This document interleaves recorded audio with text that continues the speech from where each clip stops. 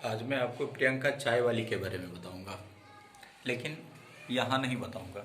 है क्या कि ये घर है, घर में बच्चे और कई लोग आते जाते रहते हैं, तो यहाँ थोड़ा डिस्टरबेंस होगा। इसलिए मैं दूर जा कर के यहाँ से दूर जा कर के अपने फार्म हाउस के पास वो बासा जो है वहाँ मैं आपको बताऊंगा। जो ग्रेजुएट चाय वाली है उसका कुछ सेक्रेट बताऊंगा। इसलिए बताऊंगा कि वो हमारे पड़ोसी ज़िले से बिलोंग कर रही है, तो उसका कुछ सेक्रेट पॉइंट है वो मैं बताऊंगा। लेकिन इससे पहले मैं निकलूँगा यहाँ से। यहाँ तो थोड़ी मुश्किल है रिकॉर्डिंग में, तो अब मैं आपको लिए चलता हूँ। बाइक वहाँ लगी हुई है। फ़िलहाल बाइक को जो राइड करेगा वो तैयार हो रहा है। मैं आपको दिखा रहा हूँ ये क्लासरूम। मैं आपको अपडेट दूंगा, वहाँ अनार के खेत से आपको सारा बात बताऊंगा। मैं आपसे आज काफ़ी देर तक बात करूंगा, आपको वीडियो को स्किप नहीं करना है और काफ़ी कुछ जानकारी आपको बताऊंगा। ये रहा क्लासरूम। यहाँ कुछ बच्चे भी छत पर खेल रहे हैं। जानते हैं सबसे बड़ी समस्या क्या है? बच्चों को हैंडल करना बड़ी मुश्किल बात है। बच्चे इतने शरारती होते हैं, वीडियो को तैयार करने में डिस्टरबेंस फीलिंग होता है यहाँ। और सबसे बड़ी बात है कि बच्चे को हैंडल करना, बच्चे और सुना होगा आपने बंदर, वो सेम होता है। ये रहा।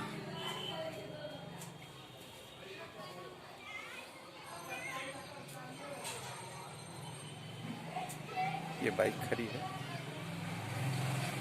इसी से हम चलेंगे और फिर अपडेट देंगे आपको वहीं। एक ज़रूरी बात, एक बच्चे की बात आपको बता रहा हूँ। बच्चे शरारती जो होते तब तक वो लड़का तैयार हो रहा है, बाइक राइड भी करेगा। इसके बाद फिर वहाँ बाकी बातें करेंगे। देखिए, बच्चे को हैंडल करना कितना मुश्किल होता है। एक दिन की बात है, आपको हंसी भी लगेगी। हमारे ही गांव का, पड़ोस का ही एक लड़का है मिथुन कुमार करके, और जाहिर सी बात है किसी भी लड़के के पिताजी से अगर पिताजी के नाम को अगर बोला जाए, उसको पुकारा जाए, तो बड़ा गुस्सा उठता है। उसका गुस्सा साथ में आसमान पे चढ़ जाता है। ऐसा ही एक वाकया मेरी क्लास में हुआ था। एक दिन की बात है, क्लास में 10-12 लड़के बैठे हुए थे, सेम उसी एज के, वही 10 से 12 साल का सभी स्टूडेंट था। स्टैंडर्ड 3 और 4th का बच्चा था।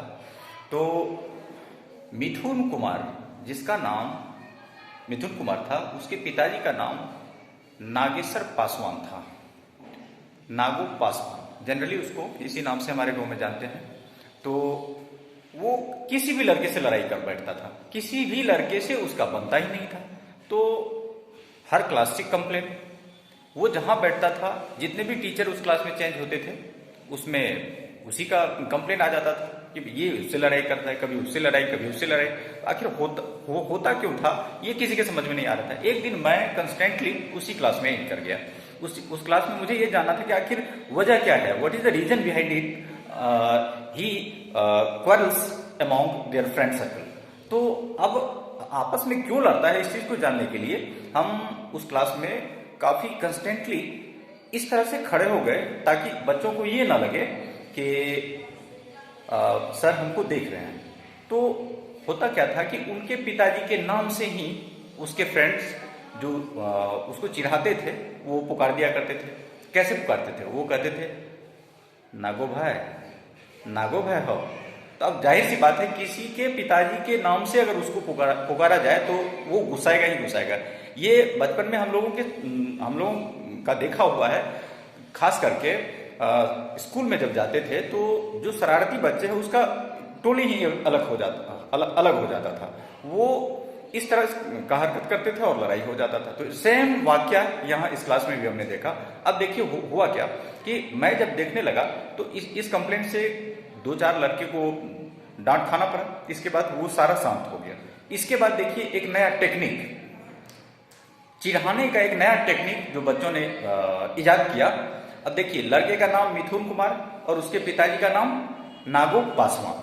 तो अब ये कहना छोड़ दिया नागो भाई कहना छोड़ करके इसके बाद कहता है हे मिथुन मिथुन। अब इशारे से, क्लास में टीचर है, इसके बावजूद भी वो इशारे से उसको कह रहा है मिथुन।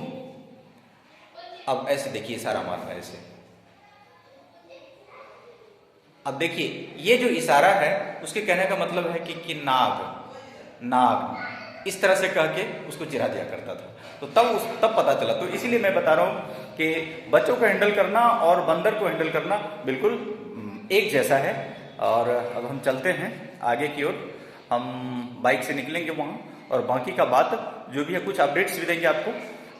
अनार का अपडेट्स जो पिछले हफ्ते आपने देखा था कि वो सुपर भगवा वैरायटी का जो अनार था, आज मैं सफ़ेदा अपने बगीचे का जो 1 साल का प्लांट है सफ़ेदा इलाहाबादी, और छोटा सा प्लांट है, उस प्लांट में लगभग कुल 10 प्लांट है, सभी प्लांट लदा हुआ है अमरूद से, उसका भी अपडेट देंगे और बाकी अनार का भी अपडेट देंगे। और जो असल बात है चाय वाली, ग्रेजुएट चाय वाली के बारे में ज़्यादा बात वहीं करेंगे। चलते हैं हम वहीं।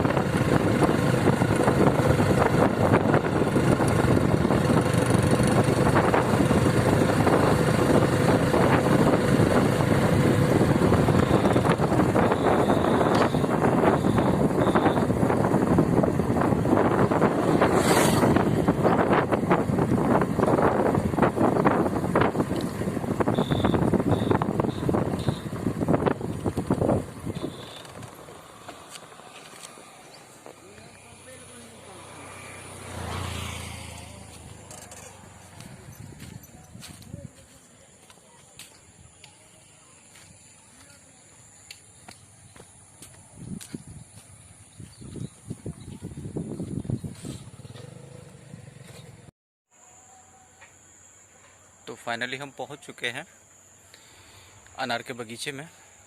ये देखिए, सबसे पहले मैं आपको ये अपडेट दिखा दूं।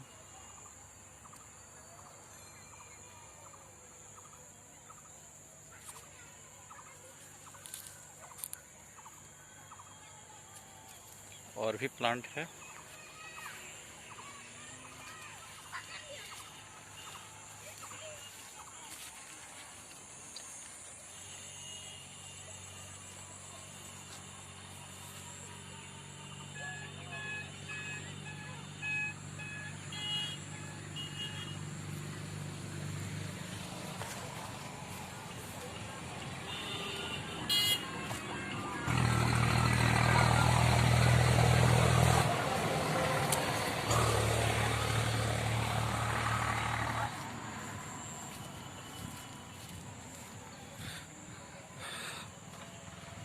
अब मैं चलता हूँ समय बचाते हुए सफ़ेदा अमरूद की तरफ। ये देखिए, भिंडी जो लगा हुआ था, भिंडी का फलन दिखा रहा हूँ आपको। ये देखते चलिए सफ़ेदा अमरूद की तरफ,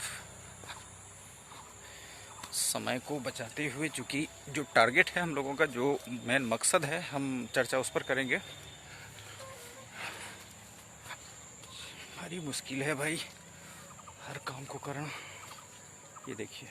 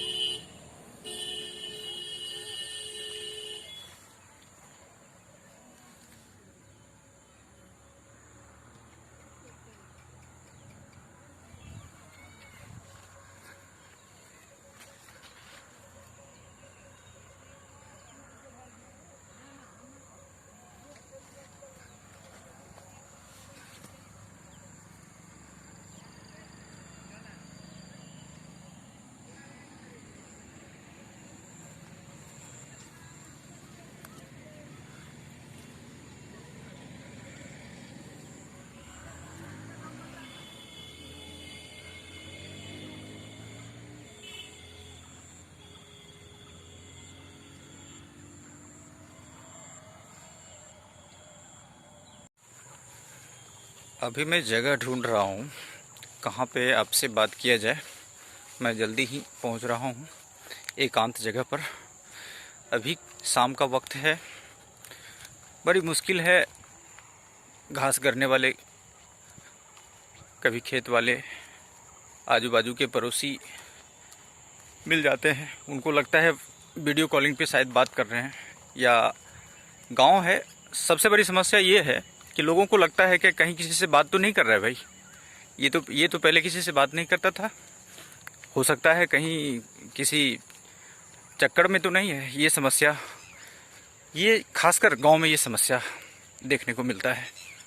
अब फाइनली हम अपने फार्म हाउस से काफ़ी दूर आ चुके हैं। यहाँ बीच खेत आ चुके हैं। यहाँ आपसे बात करेंगे।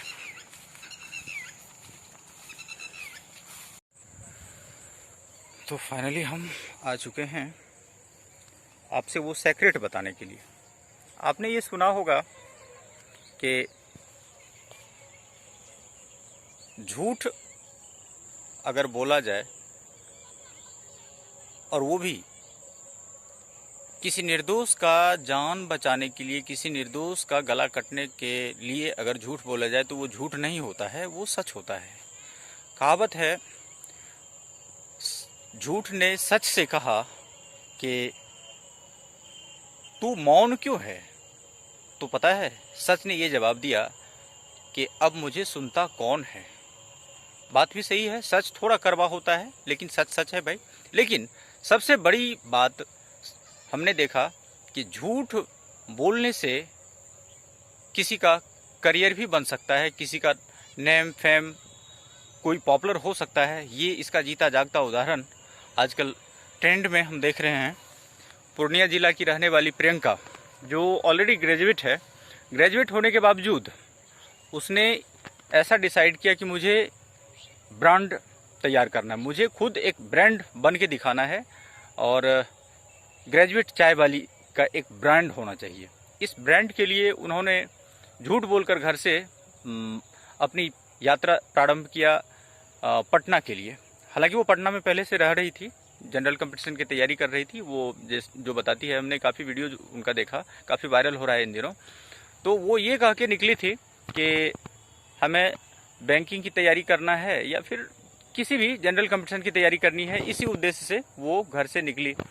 आप सोच सकते हैं कि जो परिवार, जो फैमिली अपने बच्ची को बिहार का माइंड कितना, बिहार में कितना कंस्टेंटली सोच होता है लोगों का, वो अपने घर से लड़कियों को दूर नहीं जाने देना चाहते। इसके बावजूद भी इस सदी में काफ़ी कुछ बदल गया है। हालांकि हमारे माननीय मुख्यमंत्री नीतीश कुमार जी के सराहनीय योगदान से अब काफ़ी कुछ बदलाव आ गया। लड़कियां सड़क पे उतर रही है और कंधे से कंधा मिला करके जॉब में भी हर चीज़ में साथ मिल रहा है। तो ये इन्होंने एक नया मिसाल कायम किया। प्रियंका ने ये पटना गई और इनके दिमाग में पता नहीं क्या चल रहा था, इनके मन में था कि मुझे चाय का दुकान खोलना है। जरा सोचिए, चाय का दुकान ही क्यों खोलना था, इसको क्या, किस चीज़ की कमी थी। इसे ये मतलब जो भी उसका एक्सपेंस है, किराए का, पढ़ने का, जो कुछ भी था वो तो घर से इसको मिल रहा था, कोई टेंशन नहीं था। लेकिन इसने एक बहुत बड़ा गजब का काम किया। वो गजब का काम क्या किया कि ये हजारों लाखों लड़कियों को मोटिवेशन दी।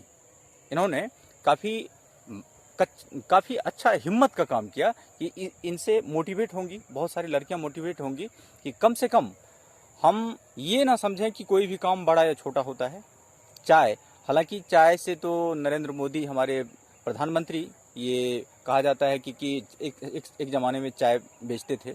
लेकिन हालांकि क्या परिस्थिति रहा होगा, क्यों ऐसा हुआ, कैसे हुआ, इनका सबका अपना अपना बैकग्राउंड होता है, अपना अपना सोच होता है, थिंकिंग होता है। तो मैं इनके बारे में बता दूं कि ये एक ऐसा सोच लेकर के आगे बढ़ी कि हमको किसी भी काम को बड़ा या छोटा नहीं होता है, ये चीज़ साबित करके दिखाना है। एक बड़े घर के लोग या मिडिल क्लास के लोग भी किसी भी काम को कर सकते हैं और इसमें शर्म की कोई बात नहीं है। चाय बेचना ये कोई जुल्म नहीं है। किसी के लिए किसी के ओहदे को ठेस न पहुँचे।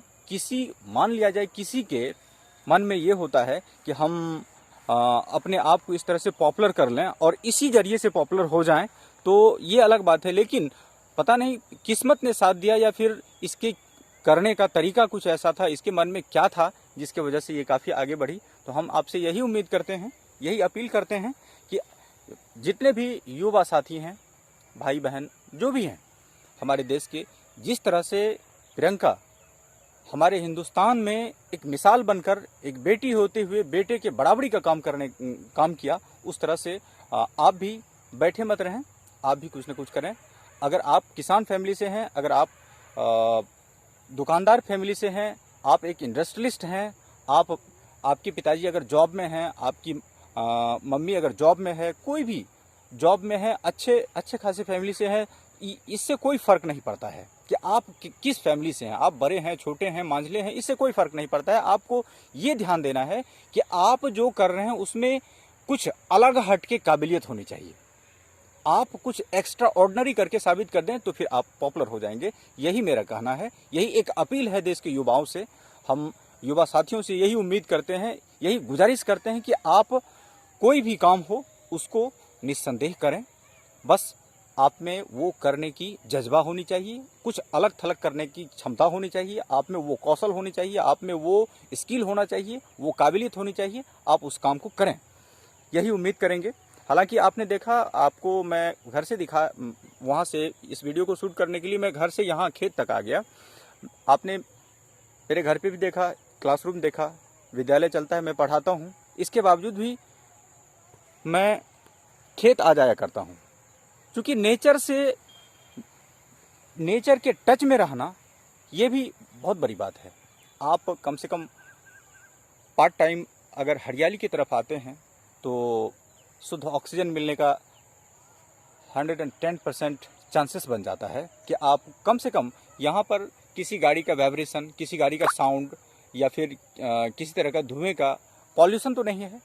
आप 1 घंटे 2 घंटे कम से कम एकांत में रहते हैं, खुली हवा में रहते हैं, तो ये आपके हेल्थ के लिए बेनिफिशियल है, काफ़ी बेनिफिट देने वाला है ये। इसलिए हम यही उम्मीद करेंगे, यही आपसे आशा करेंगे कि आप अपने पढ़ाई को देखते हुए अगर पढ़ रहे हैं, अगर कोई रोज़गार कर रहे हैं, किसी भी प्रोफेशन में हैं, किसी भी जॉब में हैं, तो इसके बावजूद भी कम से कम एक दूसरे को मोटिवेट करें। आपके हमउम्र, आपके साथी, आपके फ्रेंड्स जो भी हैं, आप उसे मोटिवेट करें। कम से कम आपका इस देश के लिए एक योगदान होगा। आप किसी न किसी रूप में अगर कुछ न कुछ करते हैं तो ये योगदान हमारे देश को जाता है, हमारा देश डेवलप करेगा। आपको पता है कि इस कोविड के दौर में भी हमारा देश, हमारा इकोनॉमिक ग्रोथ को कोई असर नहीं हुआ, क्योंकि सबसे बड़ी बात ये था कि उस लॉकडाउन में किसान को बहुत सारा छूट मिला हुआ था। किसान अपने काम को कर सकते थे, कर पा रहे थे। तो ये भी सही बात है कि 70% जो है हमारे देश के लोग किसानी से जुड़े हुए हैं, पशुपालन से जुड़े हुए हैं। तो इन्होंने भी हमारे अर्थव्यवस्था को काफ़ी मजबूती से जकड़े रखा, और जिसके वजह से कोई कमी नहीं हुआ। कम से कम ये तो हो सकता है भाई, कुछ भी हो, अनाज के लिए तो हम आत्मनिर्भर हैं अपने देश के लिए। बाकी का देश देखते हैं, हाल ही में आपने अफगानिस्तान का स्थिति देखा, यहाँ से हजारों ट्रक गेहूं भेजना पड़ गया। इसके बाद अभी मौजूदा हालत श्रीलंका का क्या स्थिति है। कम से कम वो नौबत तो फ्यूचर में हमारे देश में नहीं आए, और आना भी नहीं चाहिए, और यही है कि आएगा भी नहीं। ये है क्योंकि हमारे देश के किसान आत्मनिर्भर किसान हैं, और मैं उन्हें भी साधुवाद देता हूं, धन्यवाद देता हूं। काफ़ी थैंक्स है, थैंक्स अलॉट उन किसानों के लिए जो इस कड़ाके के धूप में भी, तब हर बदलते मौसम में तपती धूप, कड़ाके का ठंड और गरजते बादल के बीच वो किसी भी प्रकार का प्राकृतिक आपदा का डर न रखते हुए भी वो खेतों में काम करते हैं, और वो अन्न उगा करके हमारे देश के 125 करोड़ पब्लिक को, 125 करोड़ जनता का पेट पालते हैं। ये बड़े सौभाग्य की बात है, और ये होना चाहिए। ये इसलिए होना चाहिए, जब तक उसमें जोश और जुनून, उसको मोटिवेशन नहीं मिलेगा, उनको सहारा नहीं मिलेगा, उनको पढ़े लिखे लोगों का सहारा नहीं मिलेगा, तो वो डीमोटिवेट हो जाएंगे। हालांकि ये बात सही है कि वो जो कुछ भी करेंगे वो अपने बेनिफिट के लिए करेंगे, लेकिन इनके बावजूद भी उनको, आपको, हमको ये चाहिए कम से कम कि उनको मोटिवेट करना है, उनको कम से कम सही रास्ता दिखाना है। उन्हें अगर किसी चीज़ का आइडिया नहीं है, तो आप पढ़े लिखे हैं, आपको तो केमिकल के बारे में नॉलेज है, आपको तो फर्टिलाइजर के बारे में नॉलेज है, आपको तो मिट्टी के पीएच मान के बारे में जानकारी है। जिनको जो जानकारी है, कम से कम आप अपने आसपास पड़ोस के लोगों को शेयर करें। आप अपनी जानकारी दूसरों को शेयर करें, और एक दूसरे का सहारा बनें। इस बदलते दौर में, इस आपदा के दौर में, जिस स्थिति से हमारा देश गुजर रहा है, ऐसी स्थिति में आप एक दूसरे का सहारा बनें, और तभी हमारा भारत धर्म गुरु कहला पाएगा। तभी जब प्रलय की स्थिति आएगी भी कभी, तो हमारे देश को कोई नुकसान नहीं होगा, और कम से कम हम पूरी दुनिया में आत्मनिर्भर बनकर रह पाएंगे। यही आशा करते हैं आपसे। और साथ ही साथ अब ये कहेंगे कि लगभग बहुत ज़्यादा टाइम ले लिया हमने, और आप हो सकता है कि ऊब गए होंगे। तो अगर आपको लग रहा है कि ये जानकारी बेनिफिशियल है, हमने कोई झूठ नहीं बोला, अगर आपको लगता है कि हमने या फिर थोड़ी बहुत भी जानकारी के लायक है, आपको अगर अच्छा लगता हो तो आप से एक रिक्वेस्ट है कि आप इस चैनल को सब्सक्राइब करें। आपके सब्सक्रिप्शन से मुझे एक मोटिवेशन मिलता है और इससे बेहतर हम और ज़्यादा कुछ नया क्रिएट करने का प्रयास करेंगे और इसी तरह से ज़्यादा ज्ञानवर्धक बात बताने का प्रयास करेंगे, यही उम्मीद करते हैं। और लास्ट में आपसे मोस्टली रिक्वेस्ट है मेरे भाई, मेरे फ्रेंड्स, कि आप इस चैनल पर अगर नए हैं तो इसको सब्सक्राइब ज़रूर करें, मित्रों में, फ्रेंड्स में शेयर करें और यही कहेंगे। जय हिंद, जय भारत।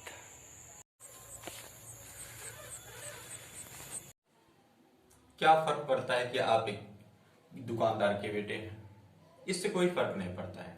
अगर आप एक बहुत बड़े इंडस्ट्रियलिस्ट के बेटे हैं तो भी जरा सोचिए, आपने अपने अपने लिए अपने से क्या किया है। आपके पास भगवान की कृपा से वो सारी सुख सुविधाएं हैं, लेकिन आपने वो किया है क्या? आपने वो नहीं किया है। वो आपको विरासत में मिली हुई वो संपत्ति है जिसको आपके लिए आपके पेरेंट्स ने संजो कर रखा, या फिर उनके लिए, उनको आगे बढ़ाने के लिए वो कर रहे हैं। लेकिन आपने क्या किया है? अब तक आपने कुछ नहीं किया है। आप स्वयं अगर कुछ करते हैं तो वो आपका गिना जाता है। आप स्वयं के लिए अपने से क्या किए हैं ये मायने रखता है। इसलिए जरा सोचिए, उसकी बात करें। अभी ट्रेंडिंग का जो बात कर रहा था, उस प्रियंका चाय वाली का, वो चाय वाली एक ब्रांड बनाना चाह रही है। आप सोचिए, जो परिवार, जो फैमिली अपने बेटी को पटना जैसे सिटी में, जो राजधानी है, वहां पढ़ने के लिए पैसा एफोर्ड कर सकती है, वो परिवार जहां से उनको पटना में पढ़ने का एक्सपेंस और वो खर्च दिया जा सकता है, तो क्या उसको कोई कमी रहा होगा? नहीं रहा होगा। लेकिन उसके मन में था कि मुझे एक ब्रांड बनाना है, एक ब्रांड तैयार करना है, तो उन्होंने किया। ये होने भी चाहिए। ये बहुत बड़ा मिसाल है।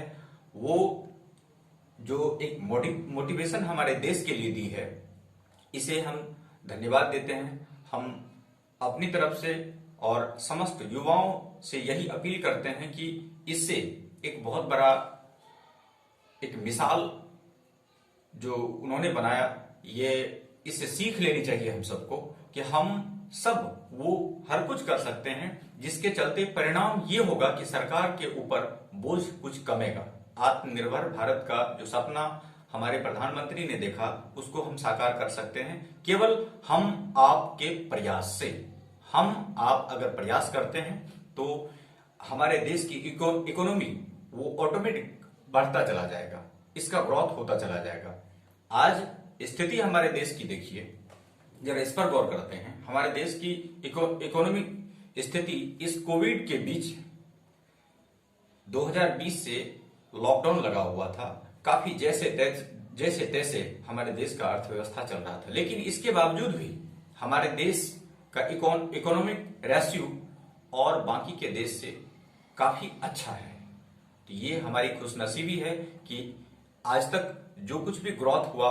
अच्छा, इससे बैक जरा चलते हैं। इससे पहले मैं अपनी बात बता दूं, मैं 2002 ईस्वी की बात बता रहा हूं। 2002 ईस्वी में मैं मैट्रिक का एग्जाम दिया और उस वक्त का जो करेंसी था वो काफी आज के तुलना में काफी वीक था, काफी कमजोर था। या यूं समझें, जब हाई स्कूल जाया करता था पढ़ने के लिए तो उस वक्त 2 रुपए में जो रेडी पे नाश्ता मिलता था उससे पेट भर जाता था, और ये अमाउंट हुआ करता था 2 रुपए में, और एक गिलास पानी पीने के बाद लगता था कि कुछ खाया गया है। लेकिन आज उसी अमाउंट का जो ब्रेकफास्ट आपको, जो स्नैक्स मिलता है, जो कुछ भी फूडीज मिलता है आपको खाने के लिए, वो आप अभी जब खाते हैं तो उसके लिए कितना पे करना पड़ता है। तो इससे आप अंदाजा लगा सकते हैं। अगर आप इकोनॉमिक्स के स्टूडेंट हैं, अर्थशास्त्र के स्टूडेंट हैं, तो आप इसका बखूबी अंदाजा लगा सकते हैं। तो हमारे देश की करेंसी बढ़ता जा रहा है। आज जो कुछ भी प्रयास है, हम सबके प्रयास से हमारे देश की आर्थिक स्थिति मजबूत होता चला जा रहा है। और आज संकट के दौर में हमारा भारत चारों तरफ पैनी नजर कराए हुए है। तीसरे विश्व युद्ध की स्थिति है। यूक्रेन और रसिया एक दूसरे को मरने मारने की स्थिति में है, एक दूसरे को मर मिटाने के लिए आतुर है, और स्थिति ऐसा पैदा हो रहा है कि ये विश्व युद्ध फिर से होके रहेगा, ऐसा लग रहा है। आज एक दूसरा देश एक दूसरे के लिए टारगेट किया हुआ है कि कब वो स्थिति आए। सभी अपने वेपन्स को तैयार करने में लगा हुआ है। सभी देश के ये रक्षा मंत्री अपने स्टॉक को देख रहे हैं कि हमारी इकोनॉमिक सिचुएशन क्या है, हमारा आर्ट सिचुएशन क्या है, ये सब देखने में लगे हुए हैं। और इस बीच हम बेरोजगारी भी देख रहे हैं अपने देश में, और केवल अपना ही देश नहीं, पूरे विश्व में हर देश में ये स्थिति बना हुआ है। तो हर देश में जो ऐसी स्थिति बना हुआ है, तो क्यों ना आप एक ऐसा मुहिम तैयार करें, एक ऐसा प्रयास करें जिससे कि सरकार का भी दबाव कुछ कम हो और हमारा काम भी चलता रहे। देखिए, करता हर कोई अपने लिए है, लेकिन उसका श्रेय अपने देश को जाता है।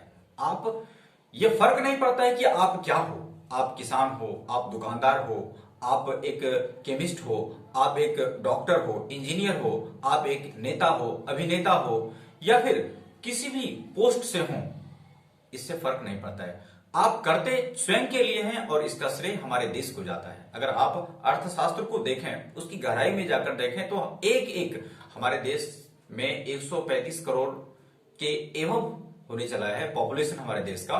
तो इसमें ये खास बात देखने लायक है कि हर एक व्यक्ति सुबह से लेकर के शाम तक अपने दैनिक जीवन में जो कुछ भी खाता पीता है, वो कहीं ना कहीं से खरीद करके खाता है या फिर खुद उगा करके खाता है। ये जरूरी नहीं कि एक परिवार के जरूरत के लिए हर सामान, हर वस्तु उसके घर में ही तैयार होता हो। हाँ, एक किसान की बात करें तो वो केवल अपने घर के लिए अनाज की आपूर्ति कर सकता है। अपने घर के लिए जो अनाज है वो स्टॉक में रख सकता है कि हम पूरे वर्ष भर हम उस अनाज का उपयोग कर लेंगे। लेकिन केवल अनाज से ही हमारे लाइफ स्टाइल में चेंजिंग आ जाएगा क्या? हमारा जीवन गुजर बसर चल जाएगा इसी तरह से? नहीं, इस तरह से नहीं चल सकता है। क्या आप केवल खा के ही रह जाएंगे? नहाएंगे नहीं? नहाएंगे तो आपको क्या चाहिए? साबुन चाहिए, टॉवेल चाहिए, और बाकी के जो कुछ भी है वो सामान चाहिए कि नहीं चाहिए? आपके कपड़े फट जाएंगे, क्या आपको कपड़ा चाहिए कि नहीं चाहिए? वो आप कहीं ना कहीं से खरीदेंगे। क्या आपको कपड़ा पहनना है तो आप कपड़ा पहनने के लिए अपनी फैक्ट्री, अपना कपड़ा मिल तो तैयार नहीं करेंगे? नहीं कर पाएंगे।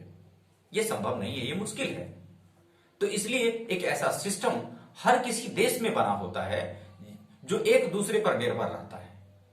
किसान का काम है अन्न उगाना, पूरे देश के लिए अन्न का व्यवस्था करना एक किसान का काम होता है।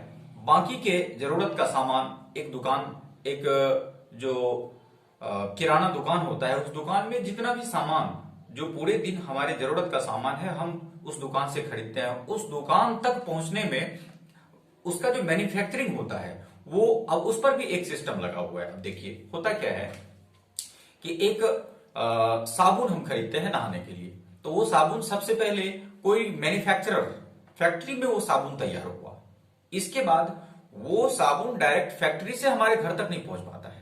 वो कैसे हुआ? उसके लिए कोई कंपनी है, जैसे हम लाइफ बॉय की बात करते हैं, डिटॉल्स की बात करते हैं, परसोना की बात करते हैं, डव की बात करते हैं, किसी भी ब्रांड के साबुन की बात करते हैं, तो वो उसका उस ब्रांड के उस नाम से वो एक ब्रांड बना हुआ है, वो एक कंपनी है। उसका काम है मैन्युफैक्चर्ड प्रोडक्ट को अपना टैग मारना, इसके बाद फिर अपना लाइसेंस नंबर, अपना जो भी है उस पर कॉस्ट बिठाना, इसके बाद फिर एडवर्टीजमेंट से लेकर के जो भी एक्सपेंस होता है उसको उस पर बिठा करके, इसके बाद फिर सरकार को टैक्स देते हुए उसको होलसेलर तक पहुंचाना, और होलसेलर से कस्टमर तक, होलसेलर से छोटे दुकान, इसके बाद फिर छोटे दुकान से पब्लिक तक पहुंच जाता है।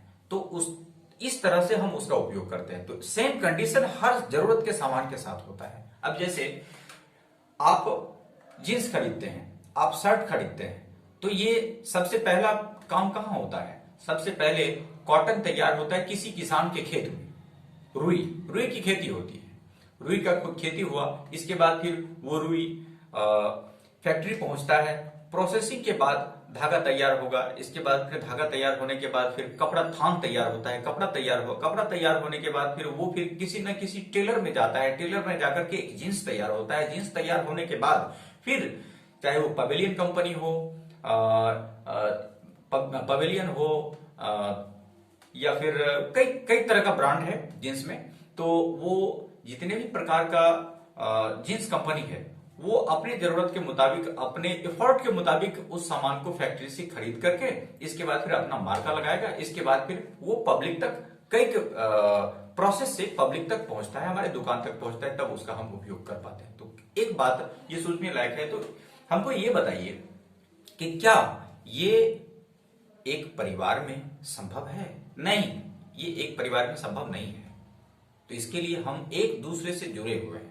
तो कहने का तात्पर्य मेरा ये है कि जब तक इस बदलते परिवेश में, अभी के इस आपदा के दौर में, ये एक आपदा की घड़ी है।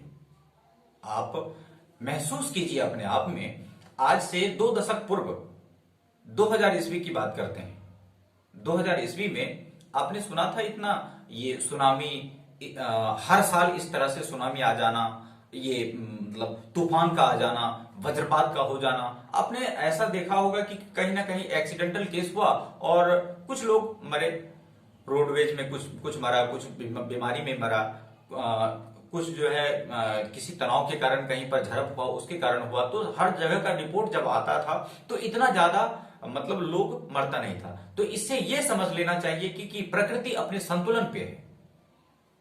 2020 में लॉकडाउन लगा, पूरे विश्व का स्थिति कैसा था? और ऐसा माना जाता है, विद्वानों के द्वारा ऐसा कहा जा रहा है कि प्रकृति अपने समस्त प्रजाति को संतुलन में लाना चाह रही है। यही कारण है कि हर 100 वर्ष पर एक बार प्रकृति संतुलन में लाना चाहती है और जनसंख्या को संतुलित करना चाहती है। और इसका जिम्मेदार भी हम और आप ही हैं। वो कैसे? आज ये टेक्नोलॉजी के दौर में कल कारखाने और फिर जितना भी यंत्रवाद हुआ, यंत्रवाद के कारण, फैक्ट्री के कारण इतना ज्यादा पॉल्यूशन हुआ। पॉल्यूशन की वजह से भी हमने पर्वत का भी, हमने पहाड़ों को तोड़ा, हमने नदी के पानी को दूषित किया, हमने मिट्टी को दूषित किया और साथ ही साथ हमने हवा को नहीं छोड़ा। अच्छा, एक बात सोचने लायक है। आपके पास, हमारे पास बाइक है और किसी के पास बाइक है, 10 लोगों के पास बाइक है। एक जगह इकट्ठे 10 लोगों के पास बाइक है, बाकी 3 या 4 लोगों के पास बाइक नहीं है। एक छोटा सा मोहल्ला हो, 10 परिवार का घर हो, 8 के घर, 7 के घर बाइक हो, कार हो, बाकी 2-3 के पास नहीं हो। तो प्रदूषण जो फैलेगा, उस गाड़ी का उपयोग जो हम करते हैं, उससे जो धुआं निकलता है वो वायुमंडल में जाता है और वो वायुमंडल में जाने के बाद जब वो क्लोरोफ्लोरोकार्बन वहां ओजोन परत में जाकर के जैसे ही उसको तोड़ने का काम करता है, उसके परत को पतला परत करने का काम करता है, तो डायरेक्ट सनरेज, वो जो सनरेज जो वहां से हमारे धरती की ओर गमन करता है, तो जो अल्ट्रावायलेट रेज है, जो विकिरण है, जो हमारे त्वचा को हानि पहुंचाता है, वो डायरेक्ट आता है। और ये गर्मी जो है, गर्मी के मौसम में टेम्परेचर का बढ़ जाना, जलस्तर का नीचे चला जाना, ये सब जो स्थिति है, इसमें जिम्मेदार हम आप हैं। जरा सोचिए, उन मासूम ने क्या बिगाड़ा था, उन गरीबों ने जिसके पास 2 वक्त की रोटी नसीब नहीं है जिसको, तो वो बाइक अफोर्ड क्या करेगा? वो उस मशीन का उपयोग क्या कर पाएगा? वो धुआं क्या छोड़ पाएगा? वो उसकी ना अपनी फैक्ट्री है, ना उसको चलने के लिए बाइक है, ना कार है, ना फैक्ट्री है, ना कुछ है। उसने क्या ऐसा किया जो सजा उसको भी मिल रहा है? आप ये देख रहे होंगे कि आपदा आता है तो ये कह के नहीं आता है कि हम इसके घर को नहीं छोड़ेंगे, इसके घर को बचा लेंगे। ऐसा नहीं हो पाता है। वज्रपात होना, सुनामी का आ जाना, तूफान का आ जाना, ये तूफान ये नहीं देखता है कि ये गरीब की झोपड़ी है, इसको हम नहीं तोड़ेंगे, वो तोड़ेगा। इसलिए मित्रों, ये ध्यान में रखने लायक बात है।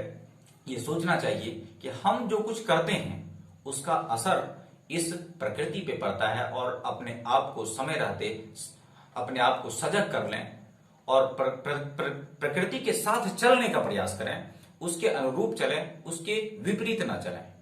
उसके साथ अगर हम चलते हैं तो हम शायद ग्लोबल वार्मिंग को भी रोक सकते हैं और साथ ही साथ आने वाले आपदा को भी रोक सकते हैं। प्रकृति के साथ चलने की बात मैं इसलिए कर रहा हूं कि आज से 24 साल पहले एक घटना हमने देखा था। मैं बचपन की बात बता रहा हूं। वो वर्ष शायद 1996 या 97 का रहा होगा। लमसम 24 साल का बात है ये।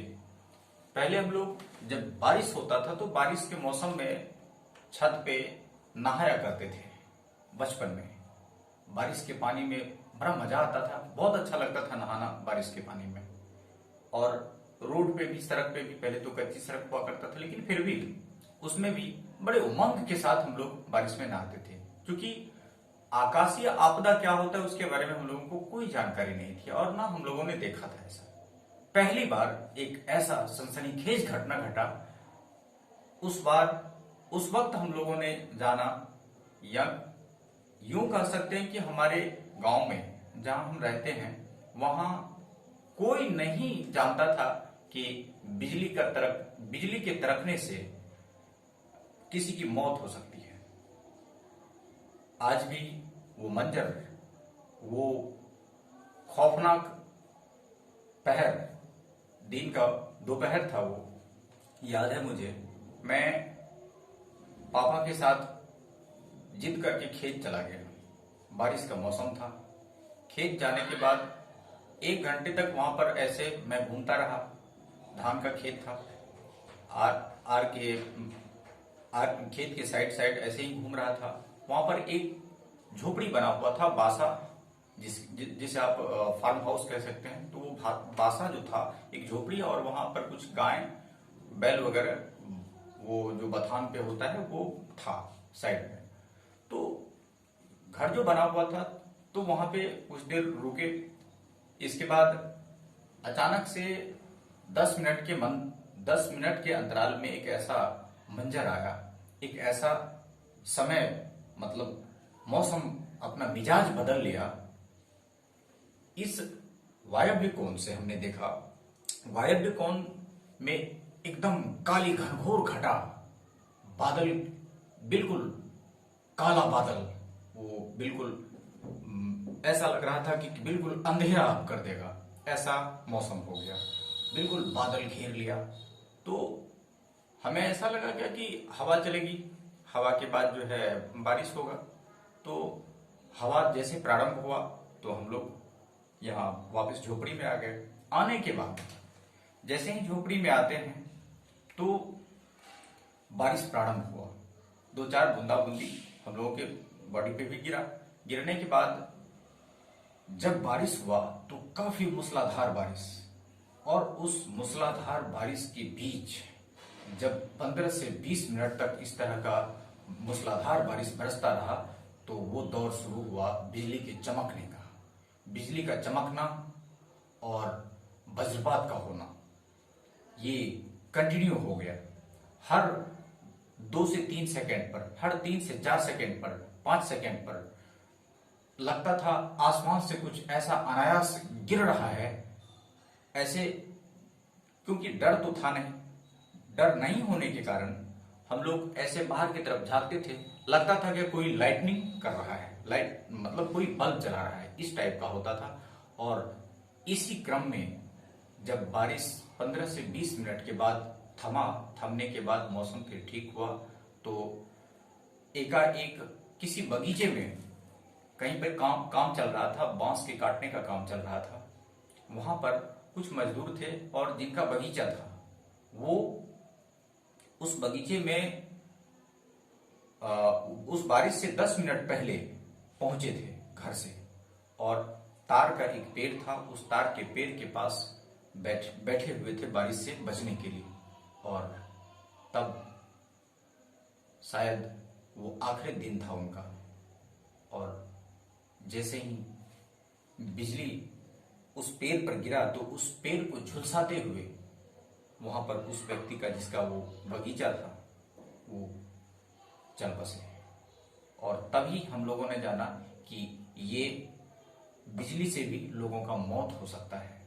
तब एक डर सा हो गया एक हफ्ते तक पूरे गांव में इसी बात का चर्चा था।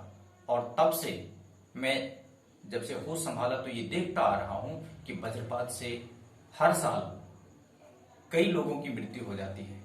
पिछले 2 वर्षों से देख रहा हूं, अम्फान तूफान में 104 लोग की मृत्यु लमसम कलकत्ता के आसपास, कलकत्ता उड़ीसा को मिलाकर के 100 कुछ लोगों का मृत्यु हुआ था अम्फान तूफान में।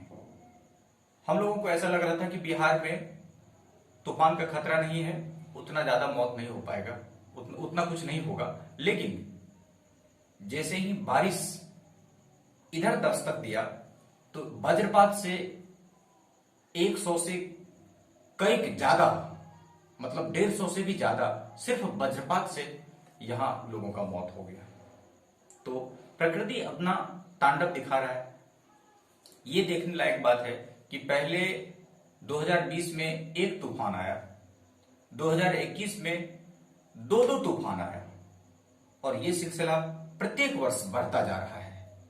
ये दौर रुकने का नाम नहीं ले रहा है। पता नहीं आगे क्या भविष्य है, क्या है स्थिति होने वाला है, ये तो पता नहीं। कितने लोग तो बोलते हैं भविष्यवाणिका में ऐसा लिखा हुआ है, कलयुग का टाइम पूरा हो गया, अब कलयुग का अंत है। तो पता नहीं सच्चाई क्या है। कितने संत महात्माओं का कहना है, सत्संग में जो ज्ञानी लोग हैं, बहुत सारे ऐसे लोग हैं जो पाठ करते हैं, जो चर्चा करते हैं, जो प्रवचन करते हैं, उन लोगों का कहना है कि कलयुग अभी किशोरा अवस्था में ही है। तो अब सच्चाई क्या है ये तो आप हमें कमेंट करके बता सकते हैं कि क्या है सच्चाई।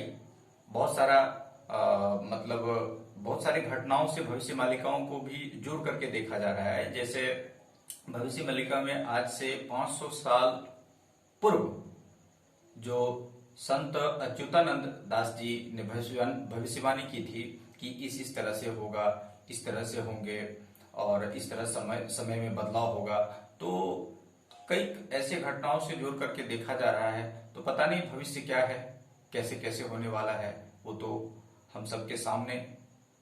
लगता है क्या कि उस युग को भी हम लोगों ने 2 सदी को देखा, 20वीं सदी और 21वीं सदी। लगता है कि कभी कभी ऐसा लगता है कि हम बदलते युग को भी देख सकते हैं। अब क्या है सच्चाई ये तो हम नहीं बता सकते, लेकिन फिर भी मेरे कहने का तात्पर्य है कि हमें कम से कम अपने आप को संतुलित बना करके चलना जरूरी है। आज की इस आपदा की घड़ी में, इस समय में कम से कम अपने आप को सही तरीके से चलने की आवश्यकता है। क्योंकि अंततः हर शास्त्र को देखा जाए, हर धर्मों के विश्लेषण को भी देखा जाए, उसके सार अंश को भी देखा जाए, तो ये कहा जाता है कि किसी भी युग के अंत में, यानी कि धर्म की जब हानि होती है तो एक प्रलयंकारी स्थिति आता है। लेकिन आज तक तो ऐसा हम लोगों ने लाइव नहीं देखा है। ये ऐसे हो जाता है कहीं, जैसे कि कहीं पर देखा आपने कि सुनामी में 8 लाख लोग मारे गए, तूफान में इतने 100 लोग मारे गए। इस तरह से आपदा होता है, कहीं कुछ, कहीं किसी कारण से, कहीं बोला जाता है कि शहर के शहर जलमग्न हो गया, बाढ़ से इतनी ज्यादा जान माल की क्षति हुई। इस तरह से तो देखा जा रहा है, लेकिन आगे क्या है, कैसे है, ये नहीं बता सकते। लेकिन फिर भी एक अनुमान तो लगाया जा सकता है। अब अनुमान की बात करें तो इससे पहले जब मोबाइल इतना ज्यादा नहीं चला हुआ था, हम उस पर जरा चर्चा करते हैं। मोबाइल वो वक्त था 2004 ईस्वी का। हमारे गांव में मोबाइल का नाम सिर्फ पता था, मोबाइल होता कैसा है ये नहीं देखा था। हमारे ग्रामीण परिवेश में, ग्रामीण परिवेश की बात करें तो 2004 ईस्वी तक यहां तक देखा जा रहा था कि मोबाइल से बात भी हो सकता है क्या, ऐसा नहीं। सिर्फ यही चर्चा में था कि मोबाइल से बात हो सकता है क्या, होता भी है क्या, ये सिर्फ चर्चा में था। लेकिन धीरे धीरे समय बदलता गया। इसके बाद फिर हम लोग एयरटेल का 999 में सिम खरीदते थे, मतलब 999 में सिम खरीदते थे। इसके बाद फिर 149 का वाउचर मारते थे। तब फिर एयरटेल टू एयरटेल 29 पैसा कॉल और अदर पर 50 पैसा कॉल बात होता था। लेकिन आज वही 2004 है, और 4 के बनस्पत अभी देख लीजिए, किसी भी नेटवर्क पर आप बात कर सकते हैं फ्री ऑफ कॉस्ट। एक बार रिचार्ज करना है, बाकी सिर्फ चार्ज करना है। चार्ज करते रहिए, बात करते रहिए। रिचार्ज एक बार कीजिए, जब तक वैलिडिटी है तब तक सिर्फ चार्ज कीजिए और बात कीजिए। ये स्थिति है। तो समय काफी बदलता जा रहा है, यंत्रवाद की तरफ हम लोग बढ़ते जा रहे हैं, लेकिन एक तरफ कुछ पाते जा रहे हैं, दूसरी तरफ कुछ खोते भी जा रहे हैं। तो हम इस चीज को बैलेंस बनाए रखें, इस बात का खासा ध्यान रखने की आवश्यकता है। और खास करके नई पीढ़ी जो यूथ है, युवा है, इसे इस बात को समझने की आवश्यकता है। किसी भी बात को अन्यथा ना लें, आप सीरियसली इस काम को देखें। किसी भी काम को करें तो आप मन लगा करके करें। आप ये ना सोचें कि ये काम हमसे संभव नहीं होगा, हमसे संभव नहीं, ये नहीं हो पाएगा। अगर आप छोटा काम कर रहे हैं या कोई बड़ा काम कर रहा है, तो आप किसी भी काम को छोटे और बड़े हीन भावना से नहीं देखें, क्योंकि काम कोई भी छोटा नहीं होता है, ना ही कोई काम बड़ा होता है। आवश्यकता पड़ने पर सुई तलवार का काम नहीं कर सकता है। जहां सुई का काम है वहां सुई से ही होगा। हम किसी भी वस्त्र में, किसी भी कपड़े में बटन लगाने की बात करें तो तलवार से बटन नहीं लगाया जा सकता है, वो बटन लगाने के लिए सुई का ही उपयोग करना पड़ेगा। और जंग में, जब मैदानी जंग में एक दो योद्धा उतरता है तो वहां पर सुई से जंग नहीं लड़ा जा सकता है। उस स्थिति में हमें उस तलवार का ही इस्तेमाल करना होता है। इसलिए सही समय पर उपयुक्त वस्तु का मोल समझते हुए उसका उपयोग करें, मेहनत करें, मेहनत से पीछे न हटें। कारण है कि आप साधारण नहीं हैं, आप असाधारण हैं। आप इतना जान लें कि आपके कंधे पर इस देश का या किसी भी, आप चाहे किसी भी देश का हैं, चाहे आप भारत के हैं, रूस के हैं, चाइना के हैं, अमेरिका के हैं, रूस के हैं, जापान के हैं, इटली के हैं, हंगरी के हैं, चाहे आप किसी भी देश के हैं, आप उस देश के भार को कम ना समझें। वो उस देश का भार आपके कंधे पर है। चाहे आप भारत से हैं तो आप के कंधे पर भारत का प्रतिष्ठा, भारत की इकोनॉमी, भारत का सामाजिक प्रतिष्ठा, भारत का वैश्विक प्रतिष्ठा, वो टोटल वो आपके कंधे पर निर्भर करता है। चाहे आप डुबो दें, चाहे आप उगा दें, ये आप पर निर्भर करता है। क्या फर्क पड़ता है कि आप छोटे हैं, क्या फर्क पड़ता है कि आप बहुत बड़े हैं? मायने ये रखता है कि आप किसी काम को किस तरीके से करते हैं, ये देखने वाली बात है। आप उस काम को करें, आप उसमें सफल हो सकते हैं। किसी भी काम में जिसके आप माहिर हैं, उस काम को आप करें, मन से करें, तो आप आगे बढ़ जाएंगे। आपको कोई नहीं रोक सकता है। जरा सोचिए, क्यों ये सोचते हैं कि वो क्या कहेगा, ये क्या कहेगा, समाज क्या कहेगा, रिश्तेदार क्या कहेंगे, और कोई क्या कहेंगे। सोचिए, जब आपके पैकेट में पैसा ना हो, आप 100, 200, 500, 1000 रुपए के लिए तरसते हो, किसी और के सामने हाथ फैलाना पड़े, और उस वक्त जब आपको काफी उस पैसे की जरूरत हो और उस जरूरत का पूर्ति ना हो पाए, तब आपके दिल पर क्या बीतेगा। जब आपके घर में बूढ़े माँ बाप लाचार अवस्था में हो, आपके घर में अन्न का एक दाना ना हो, अकाल जैसी स्थिति हो, तब उस अन्न का मोल पता चलता है, तब उस पैसे का मोल पता चलता है। तो ऐसी स्थिति ना आए, इससे पहले हम सजग क्यों ना हो, ये कहने का तात्पर्य है। आप अपने आप को मोटिवेट करें कि ऑल इज वेल। आपने देखा होगा वो पिक्चर, वो 3 इडियट्स। आपको जो अच्छा लगता है वही कीजिए, आप जिस चीज के माहिर हैं आप वो कीजिए। ये आप थोपी हुई जिम्मेदारी आप अपने सर पर मत लीजिए। आपको जो अच्छा लगता है, जो दिल से आप करना चाहते हैं, आप वो करें। हाँ, ये हो मैं बता रहा था, आपने देखा होगा उसमें ऑल इज वेल बोलता है ना Aamir Khan, all is well.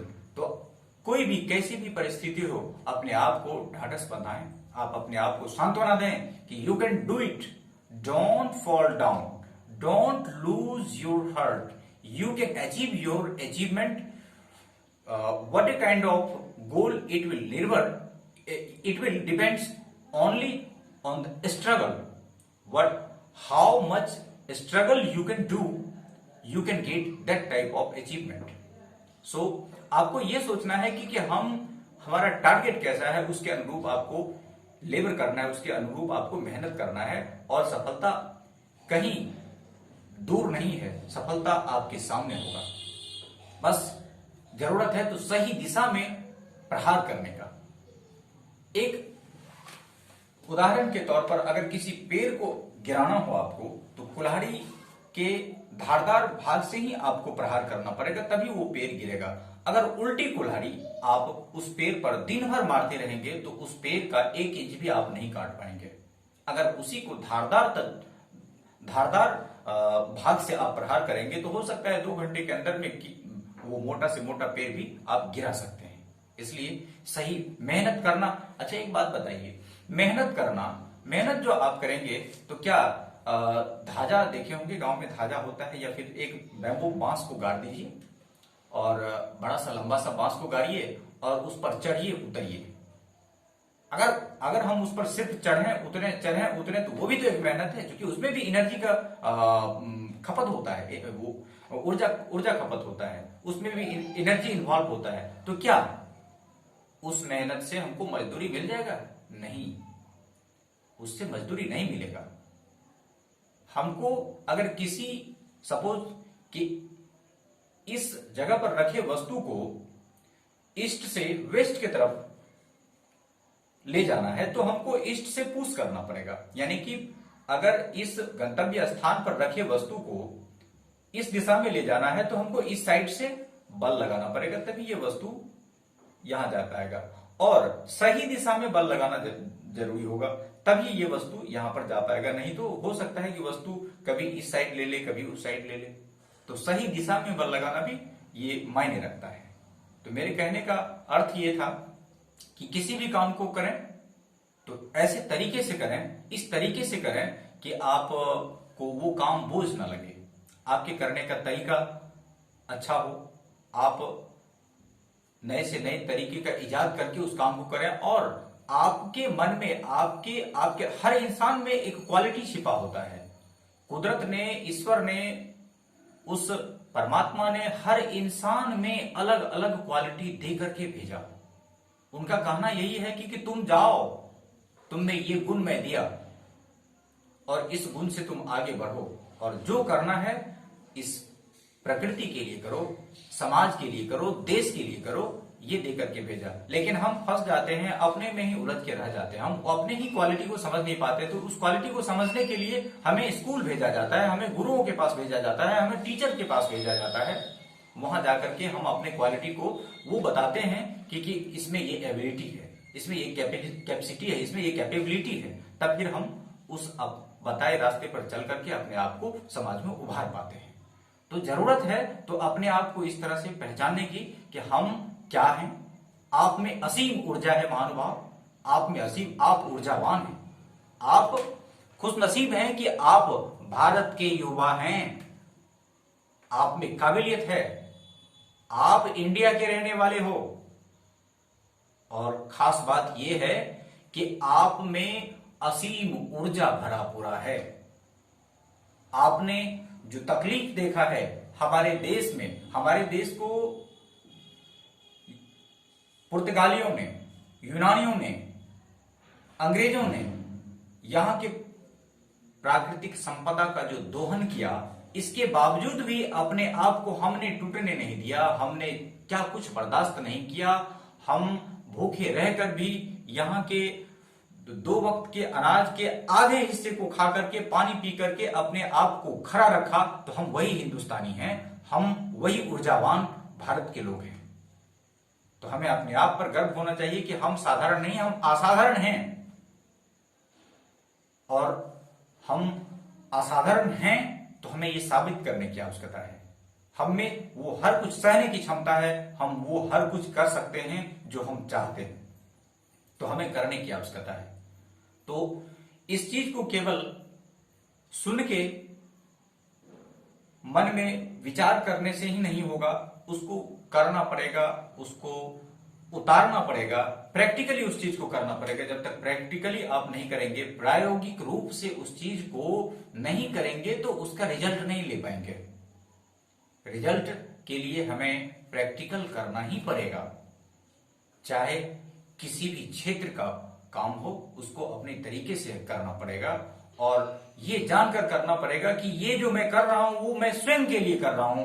कहने के लिए देश है, लेकिन उसका बेनिफिट मुझे मिलेगा, यानी आपको मिलेगा। आप जो कुछ भी करेंगे आप अपने फायदे के लिए करेंगे और इसका बेनिफिट आपके देश को जाएगा और आपके देश की समृद्धि बढ़ेगी, आपके देश का आर्थिक विकास होगा और आपका करेंसी, आपके देश का करेंसी बढ़ेगा।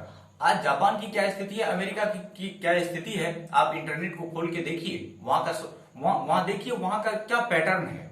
जापान के बारे में सुना था कि वहां पर कोई भी घर, किसी भी घर में बेरोजगार ऐसे नहीं है बैठा हुआ लोग, कुछ ना कुछ कर रहा है, वो ऐसे नहीं है। यहां तक कि जो बच्चा समझदार हो गया, उस समझदार बच्चे जिसको कि ये ज्ञान हो गया कि हम ये कर सकते हैं, उसको पैसा गिनना आ गया, दुकान चलाना आ गया, खेती करना आ गया, उसको और किसी चीज में एक्सपेरिमेंट करना आ गया, उसको वो काम थोप दिया जाता है, दे दिया जाता है। और पेरेंट्स की सबसे बड़ी शाबाशी मैं इस तरह से दे सकता हूं कि वो अपने फायदे के लिए नहीं, वो खुद के उसके फायदे के लिए वो काम कर रहा है। उसका अकाउंट खुला हुआ है। वो अगर दुकानदार का बेटा है तो वो क्या कर रहा है कि अपने बेटे को छोटा सा दुकान या फिर चलता फिरता दुकान, छोटी सी पूंजी देकर के उसको पार्ट टाइम में स्कूल के बाद उसको दे दिया जाता है और फिर वो उससे जो कुछ भी दिन भर में स्कूल टाइम के बाद हाफ डे में जो कुछ भी अर्न कर पाता है वो उसके अकाउंट में दे दिया जाता है। जरा सोचिए कि आप जब पढ़ाई पूरा कर लेते हैं तो नौकरी नहीं मिल पाती है, तो हम अपने पेरेंट्स से उम्मीद करते हैं कि हमें 10 लाख चाहिए, 20 लाख चाहिए, हमको ये बिजनेस करना है, वो बिजनेस करना है। और ऐसी स्थिति में हमारे गार्जियन, हमारे गार्डियंस, हमारे पेरेंट्स एफोर्ट नहीं कर पाते हैं और अंत में अंजाम क्या होता है कि उस पूंजी के लिए, उस जिसको हम निवेश करेंगे किसी बिजनेस के लिए, उसके लिए हमें या तो सरकार से लोन लेना पड़ता है या नहीं तो अपने अस्थाई जो अचल संपत्ति है उसको बेच करके उसका पूर्ति करना पड़ता है। लेकिन जापान की वो स्थिति नहीं है। जापान में क्या है, तो जापान की स्थिति ये है कि वहां जो युवा होने तक जो मतलब किसी भी जिम्मेदारी को वो पूरा कर सके, जब एज हो जाता है उसको कुछ करने का, जब उस पर जिम्मेदारी पेरेंट्स पूरा दे सकते हैं, ऐसी स्थिति आने तक में उसके पास उतना अमाउंट होता है कि वो किसी भी बिजनेस को स्टैंड कर सकता है। इसलिए तो मैं कह रहा हूं कि पैटर्न कितना अच्छा है। तभी यही कारण है कि जापान छोटा सा देश, जिस पर कि अमेरिका विश्व युद्ध में नागासाकी और हिरोशिमा पर बम गिराया, जिसका परिणाम अभी भी लंगड़ा और लूल्हा पैदा हो रहा है वहां पर, और आर्थिक रूप से जर्जर ऐसी स्थिति था। द्वितीय विश्व युद्ध में ऐसी स्थिति था कि एक दौर पहले बताया जा रहा है कि एक दौर ऐसा था कि लोग पैकेट में पैसा लेकर के जाते थे और टोकरी में अनाज लाते थे घर। और विश्व युद्ध के बाद ऐसी आर्थिक स्थिति चरमराई विश्व के सभी देशों का कि टोकरी में पैसा लेकर के जाते थे और पैकेट में अनाज लेकर के आते थे। मैं यही कह रहा हूं भाइयों कि एक ऐसा दौर आने वाला है जिसके लिए हम और आप सजग हो जाएं। हो सकता है कि तृतीय विश्व युद्ध ना हो। आपको पता होगा, आपने अगर 10th स्टैंडर्ड के बुक को देखा होगा तो उसमें हिस्ट्री में ये बात बताया गया है। रूसी क्रांति को आपने देखा होगा, 1911 ईस्वी की रूसी क्रांति, और भी कई सारे चैप्टर्स हैं जिसमें कि प्रथम विश्व युद्ध से द्वितीय विश्व युद्ध की जो स्थिति है और जिस तरह से आर्थिक स्थिति चरमरा गया था पूरे विश्व का, हो सकता है कि आने वाले दौर में ये स्थिति हमारे भारत में भी ना हो। हालांकि भगवान ना करे ऐसा हो कि कोई भी कैसी भी स्थिति होगी, तो हमारे देश की स्थिति ऐसा होने वाला नहीं है। लेकिन फिर भी कहा जाता है कि किसी भी काम को के लिए हम अपने आप को पहले से सुरक्षित रखें। Precaution is necessary. इलाज से परहेज अच्छा। हम जो इलाज बाद में करवाएंगे तो उससे पहले हम लोग परहेज क्यों ना करें, ये कहने का तात्पर्य है। तो हाँ, मैं बता रहा था कि वो छोटा सा जापान विश्व युद्ध का मारा हुआ